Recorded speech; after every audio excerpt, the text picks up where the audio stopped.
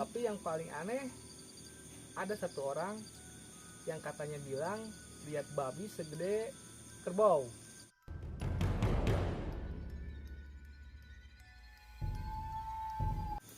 Assalamualaikum warahmatullahi wabarakatuh. Selamat malam sahabat misteri semuanya. Malam ini saya sedang berada di sebuah tempat, atau malam ini saya sedang berada di sebuah perusahaan. Dan malam ini saya ditemani oleh dua orang narasumber yang siap menceritakan pengalaman horor ketika bertugas di tempat tersebut. Jadi kita akan mencoba mendengarkan cerita apa saja yang akan diceritakan oleh Bang Heru dan Bang Maman. Dan pengalaman horor apa saja yang bisa kita dengarkan dari Bang Heru dan Bang Maman. Bang Heru, boleh diceritakan awalnya tuh kayak gimana bisa mendapat pengalaman horor di tempat atau di perusahaan ini ketika sedang patroli di tempat ini? Sebenarnya begini ya, hitungannya saya sama anggota saya baru pertama kali jadi security baru di perusahaan ini hitungannya. Jadi sebelum ini kami dengan berbagai profesi terus digabungin di sini sebagai security, baru mengalami hal-hal aneh di perusahaan ini gitu hitungannya. Kalau yang biasa kayak di rumah-rumah sih udah biasa lah gitu hitungannya. Kalau di perusahaan jenisnya baru ini kita mengalaminya hitungannya. Dan kebetulan saya sama Bang Maman selama kerja di perusahaan itu sudah hampir 5 tahun, selalu satu shift hitungannya. Jadi keliling suka duka bareng terus sama Bang Maman lah, termasuk pengalaman horor di perusahaan tersebut lah. Yang pernah saya alami sama Bang Maman ketika berkeliling di perusahaan tersebut, kami sering membagi wilayah saat berkeliling hitungannya. Kami membagi dua supaya lebih cepat dan lebih efektif, karena wilayahnya juga nggak terlalu jauh. Kita bisa berkomunikasi lewat HP, lewat HT. Dan saat itu kebetulan kami keliling kenanya selalu di malam Jumat Kliwon. Karena di hari-hari biasanya kita tempatkan anak-anak kayak security yang baru masuk, yang lama-lama kita tempatkan di hari-hari yang dianggap rawan lah. Berarti yang dianggap horor Ya, begitu Bang Heru? bisa dianggap horor, bisa dianggap kemungkinan ada kejadian yang tidak diinginkan di hari-hari itulah hitungannya security yang lama ditempatkan. Malam itu kami berkeliling di sekitar jam 11:30 lah. Karena berkeliling jalan kaki, kami sempat menemui kendala karena posisi keliling kami sudah dibagi dan berbeda arah gitu ya.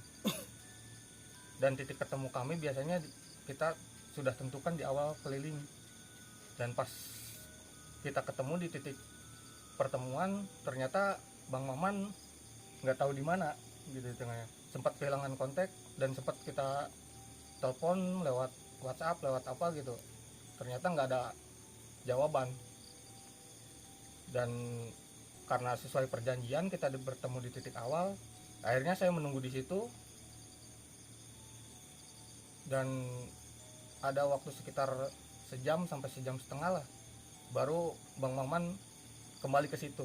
Dan dia bilang katanya dia sudah berkeliling mencari saya gitu hitungannya. Padahal saya ada di posisi tersebut gitu hitungannya. Entah tidak terlihat atau mungkin kami sedang kurang fokus di malam itu. Tapi Bang Heru awalnya tuh berangkat berdua? Ya, kita selalu dari pos utama berangkat ke berkeliling tuh berdua. Terus pas di lokasi kita berbagi wilayah. Untuk lebih lanjutnya bisa ditanyakan ke Bang Maman, karena kami selalu dibarengkan gitu dalam pekerjaan di perusahaan tersebut. Nah, Bang Maman, boleh diceritakan bagaimana kisah dan pengalaman horornya tuh seperti apa? Silakan diceritakan. Seperti yang Bang Heru tadi jelaskan ya, waktu kita berkeliling emang kejadiannya kita berpisah untuk keliling patroli lah intinya. Nah di situ kan ada perjanjian dari kitanya ya, dari security yang ini. Pas di tengah-tengah saya pribadi sebenarnya sudah menemukan Bang Heru, cuman nggak tahu itu Bang Heru atau bukan, saya ikutin aja. Nah tapi lama kelamaan kok aneh, kita makin menjauh, kayak nggak ada kontak lagi lah. Malahan sempat kita kesini dilihat Bang Herunya ada di sana, kita lihat kesini ada di sana, cuman kok aneh, cuman ngebelakangin doang, nggak sampai berhadapan lah, intinya dipanggil ngebelakangin. Oh berarti pas Bang Maman bertemu dengan Bang Heru, jadi yang dilihat tuh emang Bang Heru, tapi ketika didekati selalu membelakangi Dan menjauh, berarti tidak pernah sampai berhadapan lah. tidak sampai pernah berhadapan. Iya. Lalu bagaimana lagi Bang Maman? Nah setelah itu saya juga mulai inget lagi ya, perjanjian kita itu ketemuan di tempat tersebut. Nah dari situ saya mulai berangkat lagi ke tempat situ, dan ternyata emang Bang Heru udah ada di situ. Oh. Nggak tahu apa yang saya lihat itu apa, yang pasti kejadian itu ya bikin saya merinding lah intinya. Tapi itu kejadiannya cukup lumayan lama atau kira-kira berapa menit tuh Bang? Ya sekitaran 1 jam lebih lah intinya mah. Berarti Soalnya setiap patroli itu 1 jam lebih? kalau patroli kan per jam, cuman kan intinya ada jeda untuk bertemu lah, ibaratnya buat komunikasi. Oh berarti setiap patroli itu ada titik temu Iya. di satu tempat itu? Ya ada Oh. buat komunikasi lah intinya, bahwa di sini aman atau enggaknya. Berarti perusahaan tersebut tuh saking luasnya sampai-sampai harus berpatroli dengan 2 orang atau lebih mungkin ya? Bisa jadi ya seperti itu. Dan kebetulan di malam itu anggota emang lagi ada yang sakit, jadi kita kondisi yang berjaga cuma 3 orang, jadi kita tempatan di pos utama 1 orang, dan kami berdua berkeliling 2 orang. Cuman itu juga supaya cepat dan lebih efektif, kami berbagi wilayah. Nah Bang Heru dan Bang Maman, kira-kira pengalaman horor yang paling serem tuh pernah melihat atau ada sosok apa saja nih? Kalau saya pribadi ya hitungannya yang paling aneh pas posisi Bang Maman lagi ngambil libur hitungannya. Saya dipasangkan sama security yang lain kan buat pengganti Bang Maman. Dan di malam itu hitungannya tetap kita berjaga 3 orang, dan saya posisi berjaga di pos utama di depan, yang 2 berkeliling ke belakang. Nah kebetulan malam itu cuaca cerah dan posisi yang satunya lagi nggak enak badan, akhirnya kita berkeliling menggunakan kendaraan. Jadi pas posisi mereka berkeliling, nggak tahu kenapa yang satunya kembali ke pos utama dalam keadaan sendiri, dan dia malah bertanya ke saya yang berjaga di pos depan bahwa mana orang yang satu lagi, security yang satu lagi itu kemana katanya. Terlalu berarti Bang Heru pas berangkat patroli itu berdua? Saya berjaga di pos utama, hitungannya teman saya yang berdua berkeliling. Oh Bang Heru berjaga di pos Ya, yang berdua berpatroli? berpatroli Boncengan berarti? boncengan. Cuman posisi yang bawa motor tahu-tahu kembali ke pos utama, malah nanyain yang dia bonceng. Terus itu yang hal satunya yang di mana tuh Bang Heru? saya kurang tahu hitungannya, karena saya nggak keliling. Cuman keterangan dari dia, tadi dia ngikut di belakang katanya. Saya ngobrol juga masih ngobrol kata dia, cuman posisi kok ke depan saya lihat dia cuma sendiri. Berarti awal berangkat berdua, pas pulang-pulang Pulangnya sendiri. pulang sendiri. Jadi rekannya itu hilang satu atau gimana itu? Ya pas akhirnya kita cari kan, karena takut terjadi sesuatu, kita cari ternyata ada, dan posisi dia menunggu di titik pertemuan dia. Jadi setiap yang keliling ke belakang yang berdua itu harus menentukan titik pertemuan gitu ya.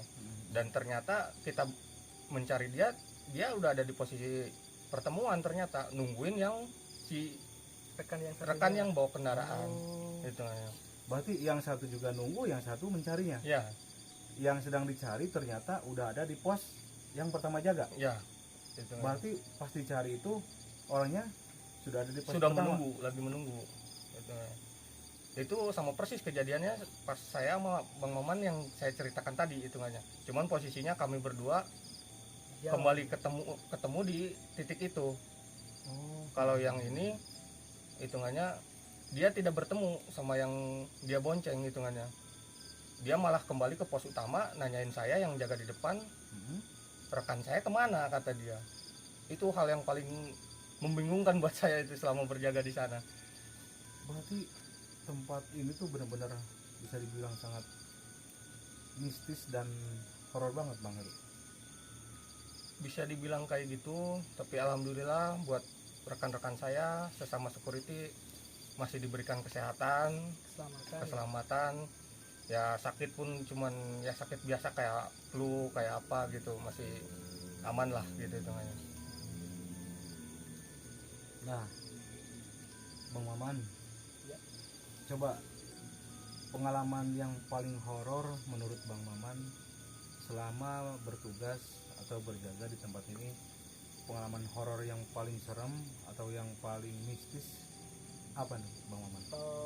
Pengalaman pribadi sih melihat barang bergerak sendiri seperti meja, terus alat-alat berat lah intinya ya. Dan kebetulan juga pernah melihat alat berat ya berupa beko bergerak sendiri, terus mobil nyala sendiri, padahal itu mobil udah lama mati lah intinya, rusak. Berarti mobil udah lama mogok? Ya udah lama mogok. Tapi anehnya si mobil itu pas saya lewat ke deket mobil ya, lampu sama pintunya kebuka dan nyala. Padahal di dalam tuh tidak ada orang. Tidak ada orang sama sekali. Bang Maman tuh sendiri posisinya. Posisi sendiri. Kebetulan waktu itu hujan gerimis lah. Oh, Jam kira-kira jam 10:30 itu. Setengah 11 malam. Nah dari situ kan kita kaget ya. Coba buru-buru lah mengonfirmasi kepada teman untuk melihat berdua lah ibaratnya. Ini mobil kenapa bisa nyala sendiri? Terus si pintunya ngejeblak kayak di film horor lah, itu gini kayak gitu. Berarti jeblok. Ya, dua-duanya malahan itu. Oh, dua pintu itu sampai terbuka semua. Iya. Padahal posisi itu mobil sudah rusak, mogok juga. Padahal itu diperkirakan udah hampir sebulan mogok di situ. Tidak pernah ada yang make. Tidak pernah ada yang make. Kondisinya juga udah tertutup. Ibaratnya tanah lah, ibaratnya kayak ban, kayak Jadi ini kotor lah. kejadian pas posisi masih proses pembangunan. Jadi pembangunan perusahaan itu ya hitungannya. Jadi tadinya mobil tersebut digunakan kayak muat pasir apa, terus tiba-tiba mobil itu terjadi kerusakan dan mobil pengganti sudah datang. Jadi akhirnya mobil itu disimpan di situ, dibiarin aja gitu, nggak diapa-apain gitu. Berarti ibaratnya diopkan lah ya. Ya karena mati total. Karena mati total, mobil tersebut diopkan dan tidak pernah dipakai lagi. Terus pas kejadian Bang Heru atau Bang Maman nih, setelah melihat kejadian atau mengalami hal-hal mistis atau pengalaman horor seperti ini, apa nih yang Bang Heru dan Bang Maman rasakan? Apa masih pengen, ibaratnya apa sudah terbiasa, apa merasa takut atau gimana nih? Ya kalau saya pribadi ya hitungannya manusiawi lah. Kalau di awal gitu kita pasti ketakutan gitu hitungannya, dan merasa kita aman gak sih hitungannya ngadepin kayak gitu hitungannya. Karena saya udah bilang di awal kan, kami tuh jadi security digabungin di sini. Jadi sebelumnya kami dengan berbagai profesi terus ngelamar kerja di satu perusahaan dan disatuin jadi security gitu hitungannya. Makanya ini pengalaman pertama dan hitungannya lumayan mengagetkan lah buat kami hitungannya. Cuman buat anggota-anggota yang baru di security sempat ada yang hitungannya sampai nggak kuat kita di situ gitu hitungannya, langsung minta keluar. Kalau buat saya pribadi dan mungkin Bang Maman yang udah lama lah gitu hitungannya. Kita jadiin pengalaman saja lah hitungannya. Siapa tahu setelah di sini atau mungkin suatu saat kita kerja di tempat lain dan berprofesi sama gitu, sama di perusahaan ini hitungannya, kita sudah punya pengalaman ke arah hal-hal tersebut gitu. Berarti sudah seringlah atau mengalami hal-hal mistis yang berada di tempat ini gitu Bang Heru. Bisa dibilang terbiasa. Tapi itu yang recent, alasan yang tepatnya tuh karena apa katanya Bang Heru? Pernah melihat atau sosok apa tuh? Apakah pernah dengar ceritanya atau kayak gimana tuh? Kebetulan yang baru itu ditempatin di shiftnya Bang Maman. Bisa tanya ke Bang Maman gimana kejadiannya sampai si security baru itu mengundurkan diri. Boleh diceritakan Bang Maman? Coba pengalaman security yang baru masuk waktu itu dan alasannya tuh kenapa bisa sampai resign. Waktu itu waktunya si kerja yang baru itu ya, Ya. saya tugaskan buat perkenalan lingkungan ya, disuruh keliling. Nah pas pulang lagi dia bilang udah nggak kuat, nggak berani. Ternyata ditanya si pekerja itu bilangnya banyak alasan lah. Kebetulan saya juga yang mengajarin ya, ada berapa orang lah ibaratnya. Dari beberapa orang itu emang alasannya beda-beda. Ada yang lihat apalah, ada yang bilangnya nggak kuat sama suasananya. Tapi yang paling aneh, ada satu orang yang katanya bilang lihat babi segede kerbau. Babi? Ya, babi segede kerbau. Tapi nyatanya kalau misalkan secara logika kan nggak ada tuh babi segede kerbau. Tapi dia juga bilang ini hal yang paling pertama, yang paling aneh yang pernah dialamin. Nah dari situ dia mengundurkan diri.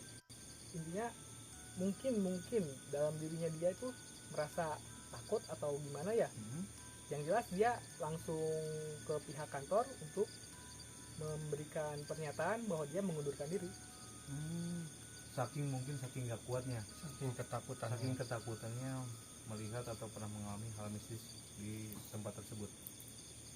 Nah untuk selanjutnya Bang Heru dan Bang Maman, pernah nggak sih yang namanya setelah biasanya patroli atau keliling atau pas lagi jaga ada hal seperti gangguan seperti ada suara atau ada yang melempar misalkan seperti itu? Coba bisa diceritakan nih Bang Heru dan Bang Maman nih, mungkin pengalamannya mungkin nggak sama lah, walaupun satu profesi pasti ada yang beda. Coba nih siapa dulu nih yang mau bercerita nih, Bang Heru dulu apa Bang Maman nih? Silahkan. Kalau saya ya hitungannya biasanya kalau si pagi kan kita ditempatin 2 orang ya hitungannya. Buat di gerbang di lokasi depan 1 orang, buat di belakang 1 orang. Nah anehnya kalau posisi saya pas di belakang, tiap kali kayak adzan zuhur, kalau enggak asar apalagi maghrib gitu hitungannya, itu tuh kita kayak nggak dibolehin di lokasi tersebut. Ada aja hal anehnya hitungannya. Saya pernah mengalami posisi udah azan maghrib dan saya masih di posisi yang kayak boleh dibilang masih kebun atau hutan-hutan gitulah hitungannya. Saya belum kembali ke area yang ada bangunannya. Nah di posisi sana kebetulan kami tiap keliling tuh bawa kayak kopi sama gelasnya gitu hitungannya. Kebetulan saya lagi ngopi di sana dan anehnya si kopi itu bergeser dari posisi samping saya gitu hitungannya. Dan biasanya kopi itu bergeser ya, biasanya karena itu kejadiannya udah beberapa kali, akhirnya saya menyimpulkan bahwa saya nggak boleh di lokasi situ pada saat jam-jam segitu hitungannya. Makanya saya langsung pergi lagi hitungannya, wah saya nggak boleh di sini nih gitu hitungannya. Karena udah keseringan gitu hitungannya, posisi si gelas itu menjauh dari posisi saya. Oh berarti di perusahaan tersebut ada suatu lokasi atau area yang bisa dibilang sakral mungkin, atau mungkin tidak boleh dijamah dengan orang-orang tertentu, mungkin itu ada hal-hal yang tersembunyi mungkin di situ Bang Heru. Bisa jadi karena saya juga sempat bertanya ya waktu awal-awal masuk kan masih zaman pembangunan, Mm-mm. sama yang pekerja proyek, ternyata dia juga mengalami hal yang sama. Jadi di jam-jam tertentu kita nggak boleh ada di area situ katanya. Apalagi hitungannya kita kayak sekedar istirahat atau hitungannya apa, emang seharusnya juga di jam-jam segitu emang kita harusnya sholat hitungannya. Jangan dipakai buat istirahat dulu. Jadi kita lebih utamakan kayak ke musola dulu baru beraktivitas lagi. Tapi untuk penampakannya tuh, untuk sampai nampakin pernah nggak tuh Bang Heru? Kalau penampakan ya kebanyakan kayak ngelihat cuman sekelebat putih atau hitam lah gitu hitungannya. Biasa Suara lah ya. ya, sama suara-suara biasanya kayak di dalam bangunan tuh kayak orang ada yang minta tolong, kayak orang kekunci, taunya emang dicek ke bangunan tersebut ternyata emang nggak ada gitu hitungannya. Berarti sering mendengar suara-suara orang yang minta tolong, terus seperti orang yang terkunci di dalam, dan ada teriakan-teriakan mungkin seperti orang ngobrol. Iya, Tapi dilogikakan kita kan berada di wilayah yang sangat bisa dibilang ini kan hutan belantara, di Iya. tengah-tengah hutan. Seperti yang Bang Heru katakan tadi ya, banyak hal-hal yang aneh ibaratnya yang kita alami, ya seperti melihat kayak sinar lah, ibaratnya sinar, tahu apa Cahaya. sinar ya, cahaya berwarna apa aja lah kadang. Dan itu mungkin jelas sekali ya. Mhm. Kebetulan saya juga pernah mengalami hal seperti itu di sini ketika saya melihat ada bola warna hijau, segede bola lah, segede bola. Dia itu bergelindingan di atas genteng, di atas atap lah, Mhm. sampai dia itu turun ke bawah. Nah, saya waktu itu samperin kan ya Mhm. di situ, tapi hilang begitu saja. Nah, saya Cahaya kaget. tersebut. Iya, Mhm. entah kemana hilangnya, tahu ke bawah, tahu ke mana. Yang pasti si cahaya itu hilang begitu saja. Dan waktu pertama kali saya kerja di sini, saya itu berkeliling ya sendiri. Mhm. Nah di situ ya waktu itu ke belakang sendiri, pas waktu azan maghrib. Kebetulan dari arah samping saya Mhm. terlihat bayangan hitam yang mau menabrak saya.